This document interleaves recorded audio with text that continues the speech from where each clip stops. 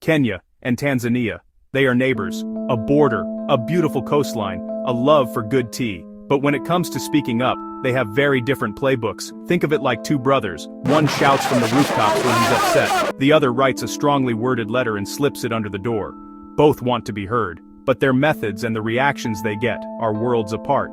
Today is November 5th, 2025, and the conversation about how citizens engage with power is more relevant than ever.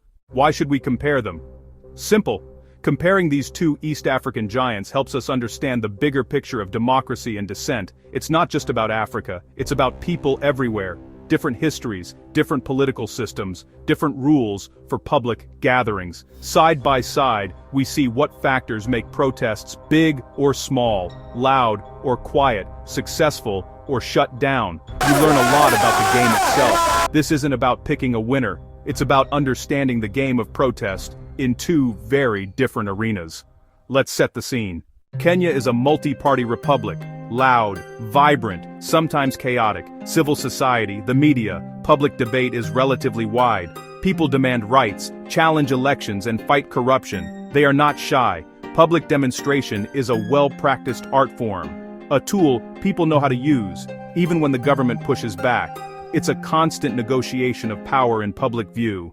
Now, let's look next door. So, what gets people so fired up that they leave their homes and jobs to chant in the streets? In both countries, it's the stuff of everyday life, the price of bread, or ugali, going up, schools short on teachers, graduates stuck hustling on boda-bodas. Economic pain is dry tinder waiting for a match. Both countries feel the heat, but the matches can differ. In Kenya, politics is the big one. Disputed elections can halt the nation. 2007 and 2017 stand out. Thousands feeling their vote was stolen. Corruption and youth unemployment also mobilized the streets and the timelines. In Kenya, the protest toolkit is big. Classic marches that are loud and disruptive by design, visual art, songs, chants, and lots of noise, roadblocks to shut down major roads. Online, hashtags trend, petitions surge, and coordinated storms tag officials. Pressure pairs with lawsuits challenging laws and police abuse. It's a multi-front battle. In Tanzania, methods are subtle. Community meetings first, formal letters and petitions next, negotiation over confrontation. Small, quiet processions and faith spaces carry careful dissent. Organizers weigh impact versus arrest, calculating if it's worth it.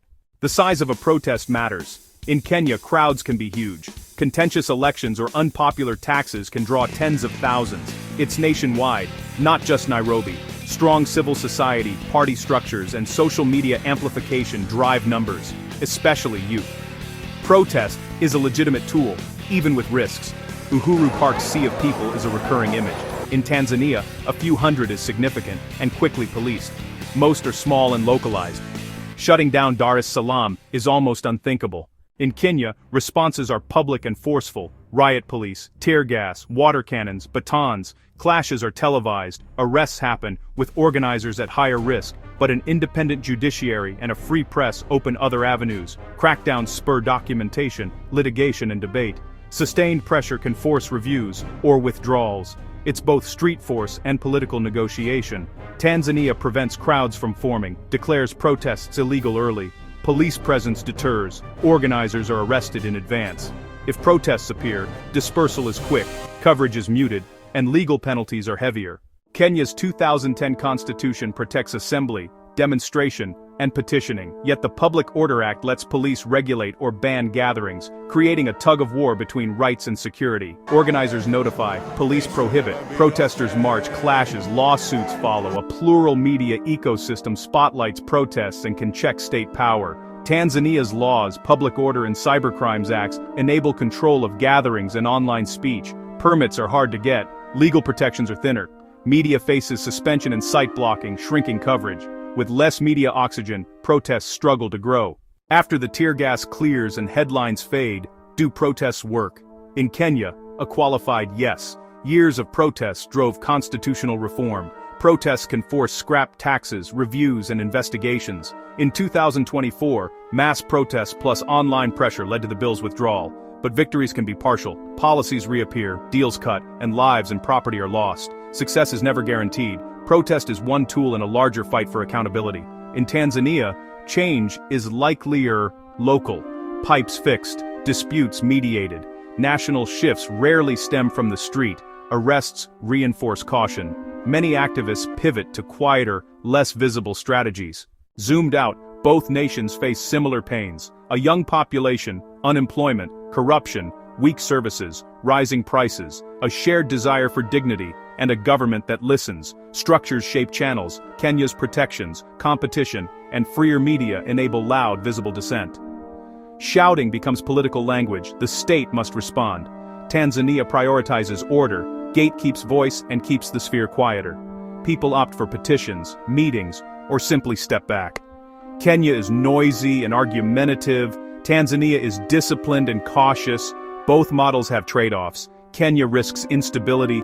Tanzania risks festering grievances.